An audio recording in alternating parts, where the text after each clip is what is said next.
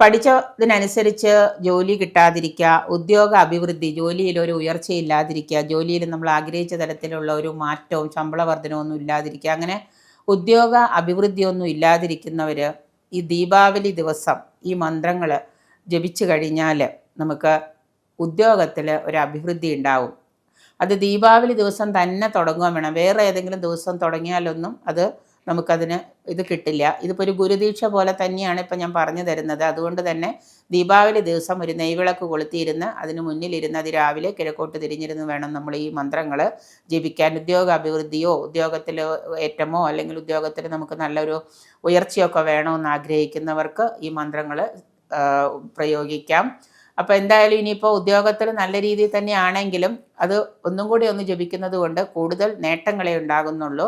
അത് മന്ത്രങ്ങൾ ഇതാണ്. നാമം: ഓം നമോ നാരായണായ ശാശ്വതായ, ഓം നമോ നാരായണായ ശാശ്വതായ, നിത്യായ യോഗാനന്ദായ പരമാത്മനെ, ജ്ഞാനായ ഭൂമി പതയേ, ലോകായേ അഗ്നയേ, പഞ്ചാഗ്നിപതയെ വേദഗാത്രം. ഒന്നുകൂടെ പറഞ്ഞു തരാം.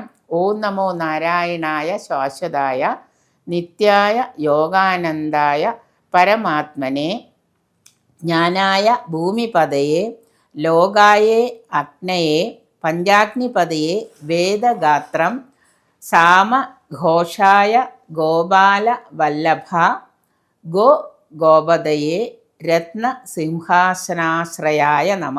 ഗോ ഗോപതയെ രത്നസിംഹാസനാശ്രയായ നമ.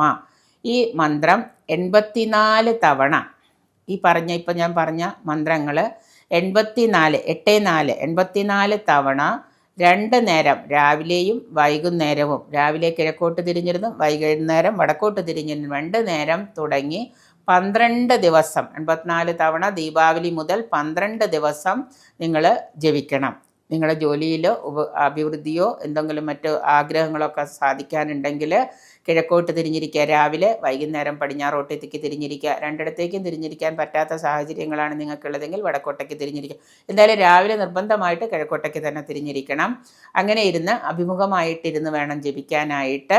നെയ്വിളക്ക് മുന്നിൽ കത്തിച്ച് വയ്ക്കണം. 2 തിരിയിട്ട നെയ്വിളക്ക് മുന്നിൽ കത്തിച്ച് വയ്ക്കണം. രാവിലെ നിങ്ങൾ ജപിക്കാൻ നേരത്ത്, ഈ മന്ത്രങ്ങൾ നമ്മൾ ജപിക്കാൻ നേരത്ത് രാവിലെ നമ്മൾ വെളുത്ത വസ്ത്രം, വെളുത്ത മുണ്ടോ വെളുത്ത ബനിയനോ അല്ലെങ്കിൽ വെളുത്തൊരു തോർത്തോ അങ്ങനെ എന്തെങ്കിലും ഉടുക്കുക.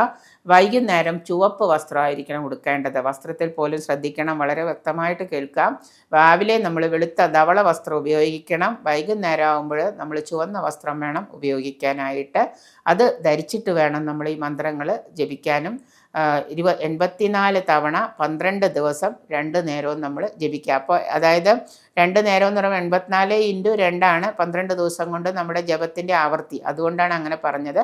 രാവിലെ വെളുത്ത വസ്ത്രം ധരിക്കുക, വൈകുന്നേരം ചുവന്ന വസ്ത്രം ധരിക്കുക. ഉദ്യോഗ അഭിവൃദ്ധിയും കാര്യസിദ്ധിയും ജോലിയിൽ മാറ്റങ്ങളും നല്ല ഒരു നിലനിൽപ്പുമൊക്കെ വേണമെന്ന് ആഗ്രഹിക്കുന്നവർക്ക് ദീപാവലി ദിവസം തൊട്ട് ഇത് ജപിക്കാം.